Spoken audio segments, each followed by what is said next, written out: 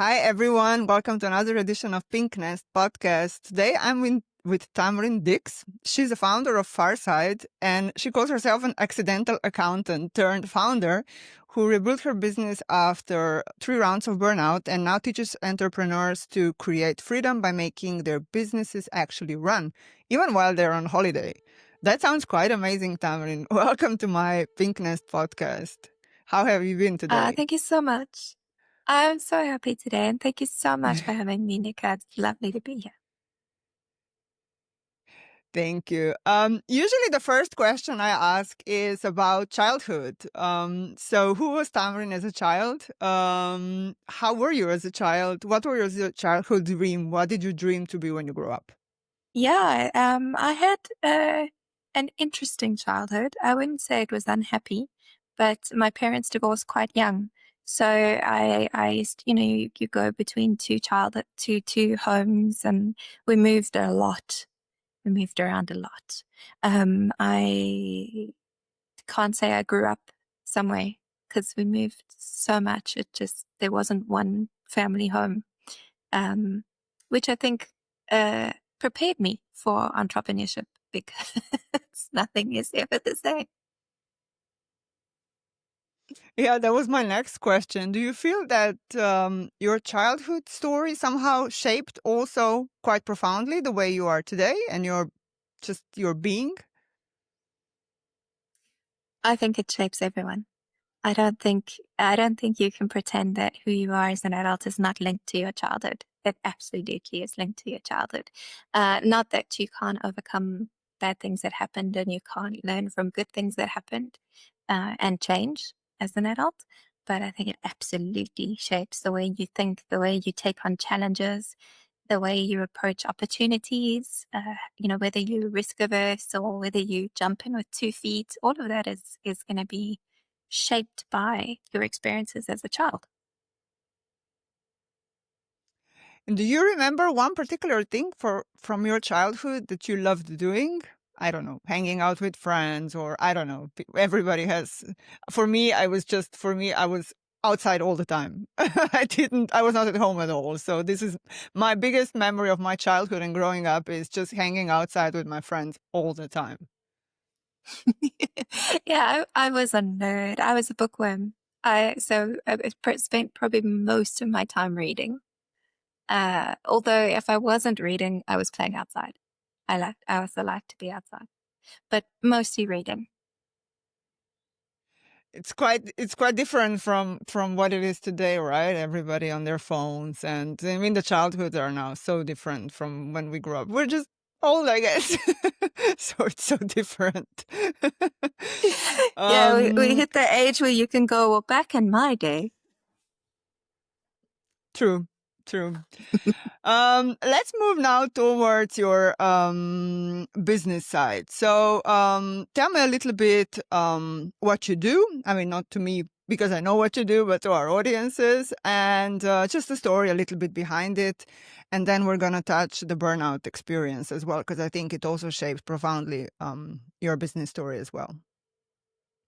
No, absolutely. I can't tell my business story without mentioning it because it is why I do what I do. So what I do now is I help business owners build businesses that give them freedom. I mean, through structured advisory programs, we help you improve your profits and make more money, and more importantly, have more time. And we put this structure in place. I call them the 4 pillars that helps keep your business roof up without you. So that's what I do now. But the reason I do that is because I started out very young. I was 26. I was actually happily employed. I was very happy in my employment. I had no aspirations for business ownership at that point. And I had an opportunity fall in my lap. My dad, who's always been very supportive, he had some business colleague who wasn't happy with their accountants. So he was like, quote them. Um, and I didn't really expect anything to come of it because I was so young, because I was inexperienced. I quoted, I went and had a meeting, I quoted, and I got it. They accepted. And I have to mention how young I was because I was so stupid that that quote was 40% of my salary at the time. And I was like, that's enough. And I quit my job and I registered a business and I went ahead and I just went with that one client. That's what I did. Um, I thought I did what so many professionals do is I was a good accountant. So I thought I'd be good at running an accounting business. And I didn't realize what running a business entails, what it means to be a business owner, and how much you have to do to keep that business running on top of the client work that you're good at. So it was quite a trial by fire, I suppose would be the best way of explaining it. And I'm quite a stubborn person, so I just kept at it. I pushed and I pushed and kept going. And I did. I managed to grow the business from that one client into multiple clients, and I managed to grow the income. And but I just never, as much as I grew, I didn't create any freedom. And the whole point of having the business was to be my own boss, was to be free. And yet, no matter how hard I worked, I was less free than I was before. I was just getting more and more entrenched. And then my answer to that, I bought into the hustle culture at the time. You just keep pushing, that'll get you success. So I did, I just kept pushing. And I went through burnout without recognizing what it was, because at that time there wasn't a lot talked about burnout, and I didn't know the symptoms, I didn't know the signs, and I just thought that it was normal stress from, building a business is hard. It is hard. And I know there's lots of business gurus who tell you that it shouldn't be, but to build a business is hard. So I just thought it was normal to feel that stressed and just kept pushing through and pushing through. And I reached a point of burnout that I now know is one of the symptoms where you've lost your passion and you've lost interest in what you do. And I started to think I was doing the wrong thing because I just couldn't bear the thought of doing it anymore. And at that time, a friend of mine, he was visiting, and we were discussing a business idea he had of organic food delivery. And I got all excited because I'm very into organic food, regenerative farming, that sort of thing. So I was like, that's it. That's what I should be doing. Shouldn't be doing accounting. I've got no passion for accounting. That's what I should be doing. So I opened this second business with him. And it did well. I mean, we actually won an award and all sorts of things. It wasn't a bad business. But I had to keep the accounting business running because that paid my bills while I was building the second business. So I ended up with two businesses where I still didn't really have the skills to be a business owner. I've still been the accountant in both. And I was responsible for 100% of one business and 50% of another. And all I did was quadruple my stress. And pushing through did not do me any favors. I burnt out a third time, and that was bad. And basically ended up in a almost collapse. I sat down the one day to work and I just burst into tears, and I couldn't stop. I could not stop crying. I cried like that for about 2 weeks. I think for about 2 weeks, if I thought about work, I started crying. And then I was like, no, okay, this is not how it should be. I've got to change things. So I did step back from the business. The second business went back to what I'm good at. And at the same time, my husband and I, he was also burnt out from work. And so we decided we wanted to change our lease was coming to an end. We decided we weren't going to renew. We weren't going to buy. We went nomadic. We went on the road for a while, and that was amazing. And I learned a lot of what I teach. I actually learned from that nomadic life. And yeah, I slowly rebuilt Pharsyde, and then till it was an actual business that actually ran without me. And I was healing from my burnout. And when it was running the way a business should, I had time to pay attention to my clients and realize they were going through the same thing. They were all doing the same thing. We all open a business for freedom without knowing how to manage that business. And then we don't have any freedom. So that's how Pharsyde Solutions was born. And that's why I now I put all my energy into teaching people from my mistakes so they don't make them. Such an amazing story and quite inspirational. I think that one of the biggest challenges when it comes to burnout, but I think also with businesses, is that we find these challenges different. So burnout manifests with every person differently, and it's hard to identify the signs if you're not very attuned to yourself and your emotions, and I think just your behavior. Unless, of course, you have a person next to you or a friend or somebody who can point out, okay, maybe this is not really normal what is happening to you, and maybe this is the click that you need. Um, so I think it's quite admirable that you were able to identify a lot of things on your own, because I know that a lot of people are struggling with this, because the boundary is usually very thin. Is this still okay? Should I keep pushing? Or is this really like the red light? I have to stop. Yeah, that's the problem is, but one of the causes of burnout is stress. So it's sustained chronic stress. It's combined with a lack of resources. It's combined with this overload of responsibility, which is not necessarily work.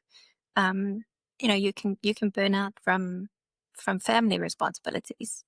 But the sustained chronic stress is definitely part of that. And the problem with it is that the stress and the burnout look the same. They feel the same. They look the same. So most people just think they're just stressed. They think it's just normal. You're in the events industry, so you know that putting on an event is stressful. It's highly stressful for the event organizer. There's so much that you've got to get right. There's so much that can go wrong. There's so much pre-planning and then on the day, and there's a lot of stress involved. Now, stress on its own is actually a good thing. It helps us get things done. It helps us think the right way, make sure that we're on point and we achieve an amazing event. But burnout is something where it's gone much further than that once off event stress. It's pervading. So, and I think that's if someone is wondering if they're burning out or it's just stress, my best advice to them is always to see how do you feel if you're removed from the thing you think is causing the stress. So, because if it's an event, when the event is over, you're going to feel great again. If it's a client, when you finish that project and you go back to your normal clients, you'll feel better again. If it is work pressure that you're stressed from, you go on holiday, you come back and you'll feel refreshed and you'll be ready to work again. That's stress. But burnout pervades. It just feels like it seeps into your bones, and it just won't leave you alone. And you just feel like you don't have anything left in you to deal with anything. So it doesn't matter if the event ends. It doesn't matter if you step away from a client or a job. It doesn't matter if you go on holiday. You're going to come back feeling the same. That same drained, exhausted, passionless, sad person. You just know that nothing is driving you anymore. And then that is burnout. It's that feeling of not enough. It also manifests in things like things that used to bring you joy stop bringing you joy. People you used to like talking to irritate you. I mean, I got horrendously snappy with my husband. I love my husband. He's a wonderful man. And I get ridiculously snappy with him, fight with him over absolutely nothing. Because there's just nothing left in me to deal with anything, not even the things I love, which is terrible.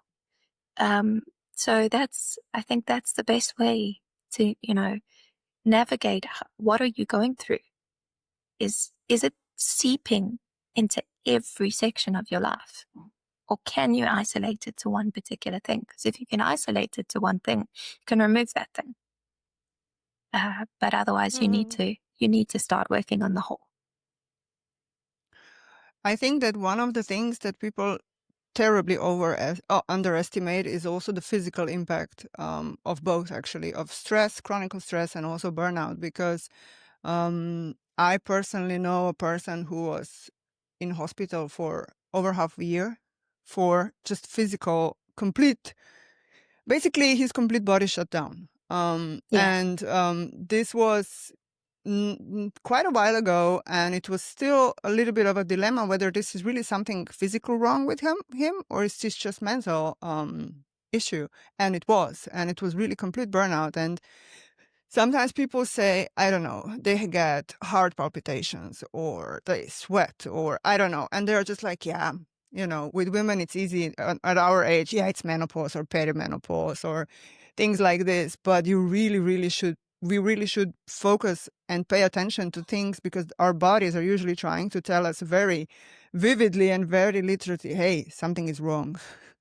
Yeah. No, absolutely. I think it's part of the problem is we do sort of, especially in business building, you're very passionate about that's why you started. You're passionate about what you do. You either love the actual job or you're passionate about having something of your own. But people are driven by different reasons, but you're building something you love. You ignore a lot of the discomforts you shouldn't be ignoring. So you will ignore that you're tired all the time. You think, oh, well, I am working really hard. I'm not getting enough sleep. That makes sense. Although not getting enough sleep is probably one of the worst things you can do for your body. But you're probably not eating properly. I definitely didn't eat properly, and you're not getting enough sleep, and then you get aches and pains because you're sitting wrong, because you're pushing too hard, all sorts of. And that's the thing is you can justify all these things. Oh, yeah, I'm a bit achy because I spent a lot of time in front of the computer yesterday. And we sort of go, yeah, that makes sense. But you don't think about the fact that it's also telling you that you shouldn't spend a lot of time in front of the computer today. That's, it's a warning. It's a sign. It's not just, yes, it's normal to be tired after not sleeping. It's normal to feel a little bit off if you're not eating properly. It's normal to have joint pain because you spent 6 hours hunched over a computer. Those things are normal, but they're also the signs that you shouldn't be doing those things, and we just ignore them because it's normal. And I was fortunate I didn't end up in hospital. But yeah, by the time I did actually accept the fact that I couldn't keep going, I was shot. My hormones were completely out of balance. My emotional health was non-existent, mental health non-existent, and it had really messed up my entire system. Absolutely and completely. It's taken me years. I'm still not 100% back to balance, and it's been years. So it definitely, the physical cost is higher than people realize, and it's worth bearing in mind when you start getting those little aches and pains and headaches, stomach complaints. Pay attention, because your body's trying to tell you something very important.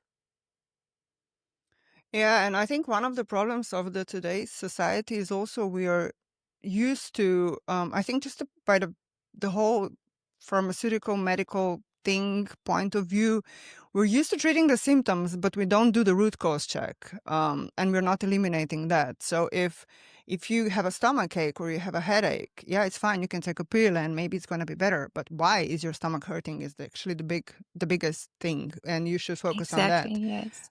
Yeah. No, 100%. 100%. Um, okay. Let's give our listeners one really impactful advice. So if there would be a person that is either going towards burnout and understands that it's going toward burnout, what would be one of your advices, or one of specific advice that you would be giving him or her?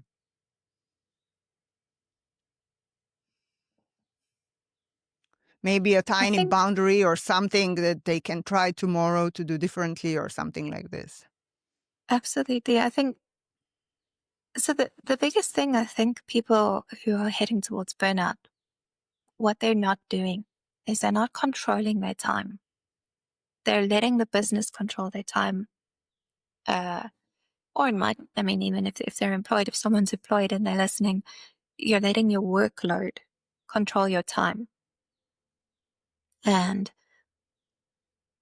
I must say, I don't want to offend people, but I always hate it when people say we all have the same 24 hours in a day. Because we don't. We all have 24 hours. I agree with that. And I do agree that there are things that you can do to manage time better and manage productivity better, but we don't all have the same 24 hours. Someone in a high pressure job and someone running a business and a mother trying to run a business, they all have completely different demands on those 24 hours. So first of all, stop comparing yourself to someone else. Stop trying to be someone else. Accept your limits. I think that was the first step that I had, was accepting my limits. I couldn't build two businesses at the same time. I couldn't do that. That was my first limit. I stepped back from the one and focused on the one where I was good at. I was good at accounting. I thought I'd lost my passion for it. I was wrong. It was burnout, but it didn't take away my skills in that area. I was good at that. So if I put my time there, it would produce the best results. So I think recognize your limits and look at your time from the perspective of what gets me the best results. And if you're building and you're burnt out, then what you're trying to build right now is profit. You want to look at what activities do I do gets me the most cash in my bank that belongs to me, not something I have to pay out to a supplier or a staff member. But that's left over. What do I do that maximizes that amount of money in my bank account for the least amount of time? And one of the things I tell people to do as well is really embrace scheduling. I'm not actually a very structured person, which probably weird for an accountant. I do a lot of things on the fly. I have sort of structures in my head. I know my frameworks are there and I get results, but I'm not very good at structuring things on paper and in set routines. And I had to force myself to do so, because when I started using a calendar in terms of saying, okay, on Mondays, I don't do meetings. On Tuesdays, I'm focused on client work. On Wednesdays, I'm focused on building the business marketing. And I block those things and I put them on the calendar. You can say no to the other things, because I think that's the most difficult thing when you're burning out. You're saying yes to everything because you think you have to. And as a business owner, there is a lot you have to do. There's a lot you have to do. So, and I'm not saying, just say no to everything except client work. You can't. You have to do a whole bunch of stuff. But when you structure it on a calendar, you can say, I'm saying no to that today. So today I'm focusing on fixing my marketing message. And tomorrow I'm focusing on finishing this client work for this particular client because they're my best client and I want to hang on to them, And so if something else comes up and someone is asking you for something, you say, I can't today. Let's look at the calendar. I can help you next week.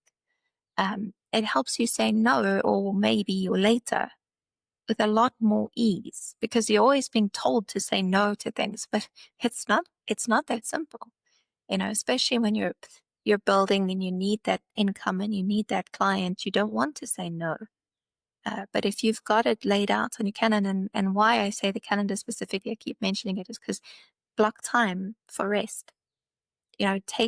Actually block a day on the calendar, whether it's a full Saturday or a Friday afternoon, where you do not work. And it's a business blocking.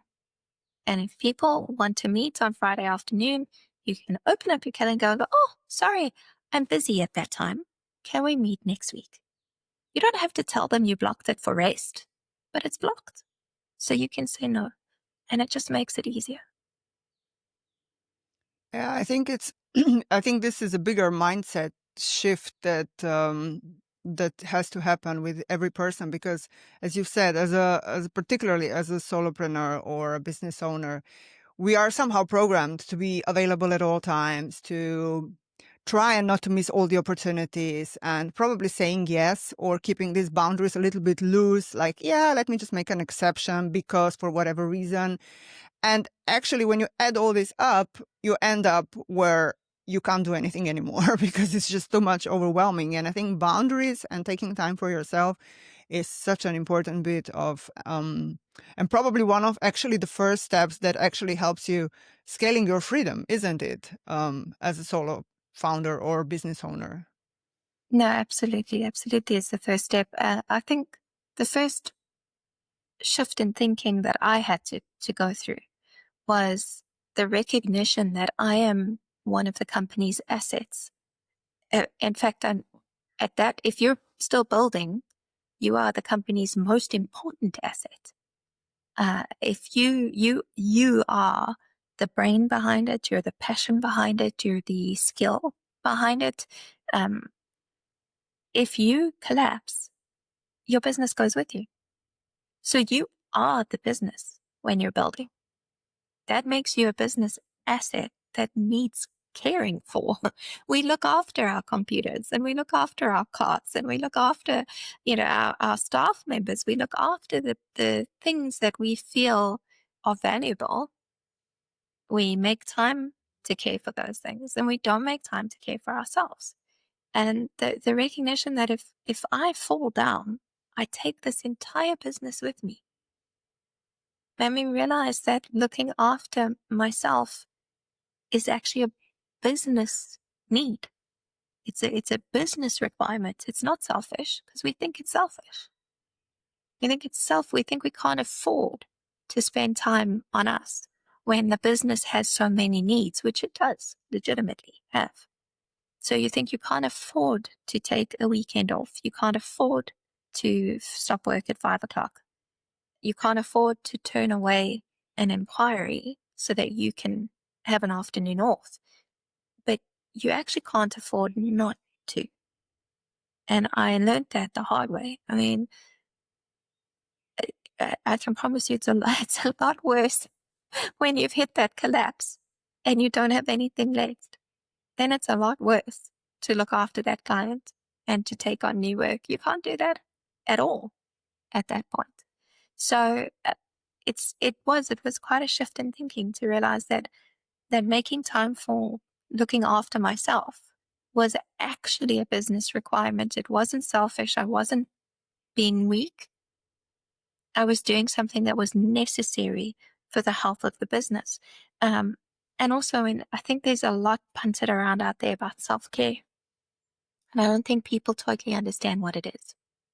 It's not self-care to have one spa day every 6 months, or to go have a long bath at the end of the day is not self-care. Self-care is making sure that your health is bright, your life is balanced, your sleep is good, that you're eating well, that you're healthy, and that you're mentally strong. That is self-care.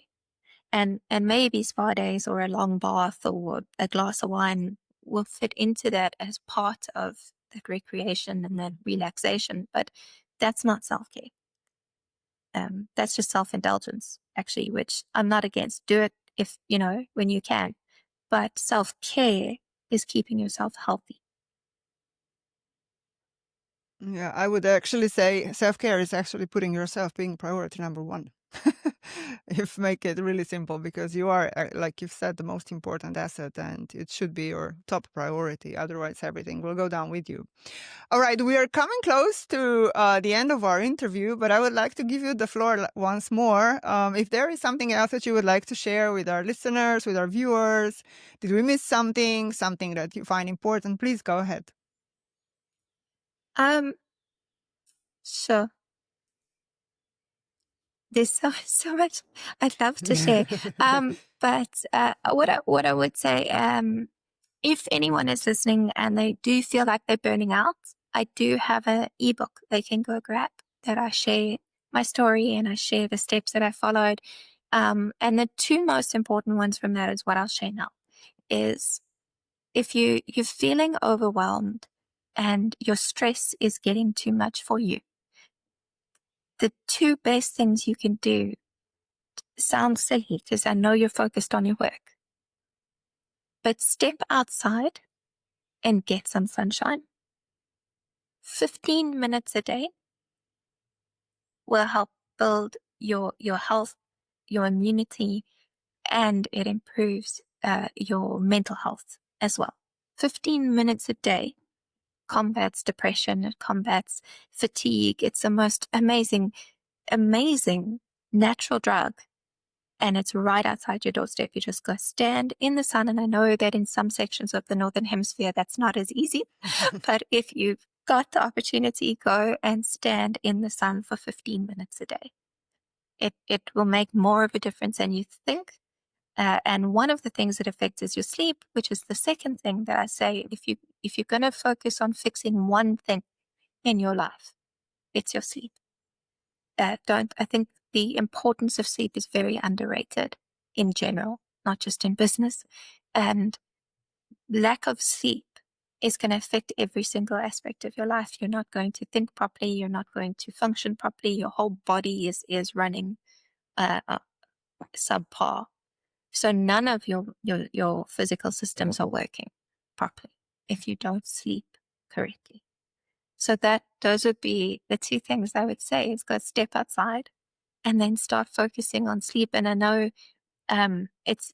check your sleep environment. Make sure, is it dark enough, or do you like having a night light, or whatever it is that makes you sleep well, find it and start implementing it. And if you battle to fall asleep because of anxiety, then find things that calm you down. Even if they are pharmaceuticals, I personally try all sorts of things before pharmaceuticals, but when you've reached a point where your anxiety is keeping you up at night, you're actually insomniac, then I'd rather someone took a sleeping pill and actually got some sleep than they lose, because that's the worst possible thing for your day. So that would be my advice. Not business advice, but it's advice. Yeah, I can also add that if you don't have any sunshine, like you said, just go outside in nature. Sit under a tree or hug a tree or get some deep breaths in a nearby forest or whatever makes you feel good, but do it in nature. You don't have to spend your whole afternoon there. Just take some time and sit in a park, look at the green leaves or the garden or grass or something. It also helps if there is no sun available. But nature is so underestimated, like you've said. And it's such a powerful thing. It is very. Yeah, there's actually Tamryn, thank you so much. Yeah, it is. And not just one, there is a lot of it, how everything is connected and how it's also scientifically proven that we are spending way too less time in nature, way too less time, and how cities are not built up for us to be beneficial, but that's another topic. Thank you so much for being our guest. It was so lovely talking to you, and I have a feeling we could talk for hours, and I think it would be so beneficial for everybody as well, because I think that you have so much knowledge about things that are really important for everybody in business. Thank you so much. Thanks, Nika. It was so nice to be here. Thank you. I enjoyed the chat a lot. Thank you. Bye. Bye.